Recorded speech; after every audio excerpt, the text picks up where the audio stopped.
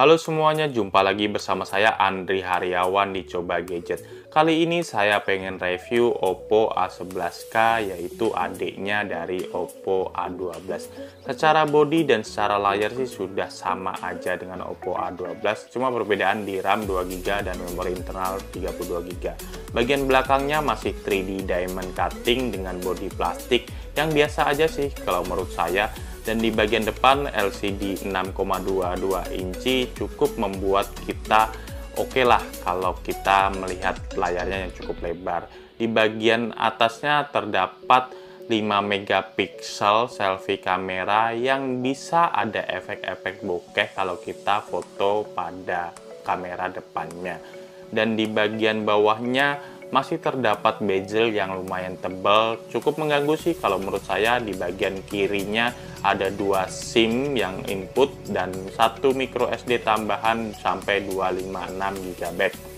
Dan di bagian kanan terdapat tombol home atau tombol power, dan di bagian bawah terdapat 1 buah lubang speaker dan micro USB dan 3,5 mili jack audio yang berjejer dengan rapi. Di bagian atasnya masih nggak ada infrared sensor kayak sebelah, dan di bagian belakangnya itu body yang paling menonjol, dan ini saya pilih warna hitam karena kemarin Oppo A12 saya pilih warna biru. Secara keseluruhan sih dari warnanya cukup elegan kalau menurut saya untuk pengguna cowok. Dan ini ada 2 kamera belakang, yang pertama 13 megapiksel wide dan 2 megapiksel deep sensor yang efek bokeh-bokehnya.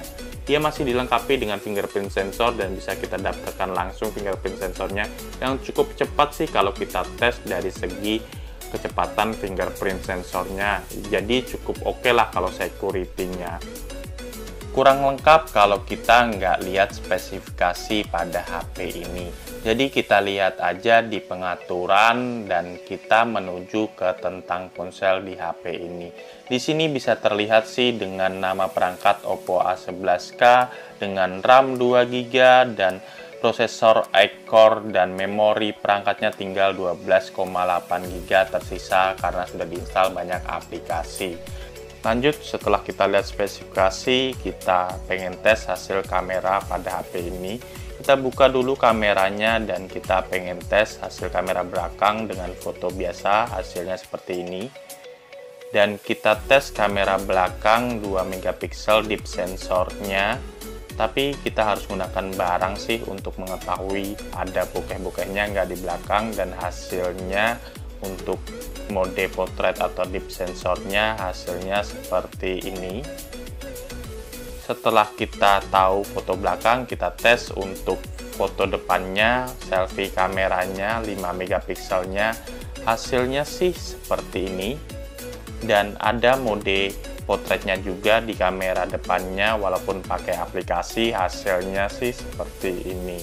Beda dengan deep sensor bagian belakang, deep sensor bagian depan sih kurang oke sih kalau menurut saya. Secara keseluruhan dari hasil kamera sudah worth it aja sih kalau dibeli. Lanjut kita tes untuk nonton video. Nonton video di HP ini cukup worth it aja sih karena dia 6,22 inci, layarnya yang cukup besar. Jadi nonton video lumayan puas dan cukup oke sih. Layarnya cukup tajam sih dibandingkan kompetitor-kompetitornya, dan dilengkapi dengan HD Plus sudah cukup worth it sih untuk nonton video atau nonton film atau nonton sinema di Netflix atau lainnya. Dan kita tes untuk bermain game Mobile Legends. Bermain game Mobile Legends bisa setting grafik tertinggi dan masih lancar-lancar aja, dan masih rekomen sih kalau cuma sekelas Mobile Legends. Dan layarnya sih juga atraktif juga dan lancar-lancar aja dalam bermain game Mobile Legends.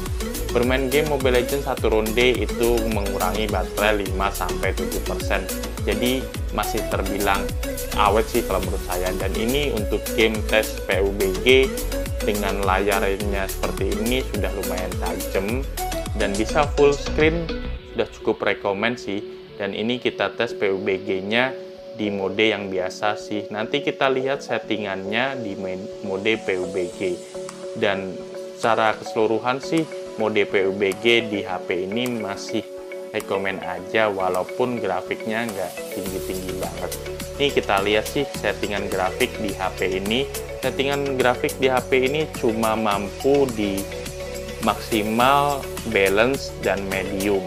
Jadi nggak bisa ke HD atau Ultra HD atau dan di atasnya. Jadi masih di balance dan medium. Tapi masih cukup worth it untuk bermain game di PUBG yang lancar-lancar aja, dan ya masih rekomen lah walaupun nggak bisa Ultra HD. Tapi untuk kelas 1,8 jutaan ya lancar-lancar aja lah kalau kok saya bilang. Tapi nggak rekomen banget sih untuk yang grafik tertinggi. Berikut adalah hasil video pada Oppo A11K. Saya rasa sih masih cukup worth it untuk dibeli untuk kelas 1,8 jutaan. Videonya sudah cukup cerah kalau kita pengen bikin video di IG atau bikin video status-status itu masih cukup worth it lah kalau menurut saya. Hasil video pada kamera belakangnya nih bisa kita lihat ya, hasil videonya sudah masih oke dan oke aja sih kalau menurut saya. Ya walaupun nggak istimewa banget tapi masih worth it lah.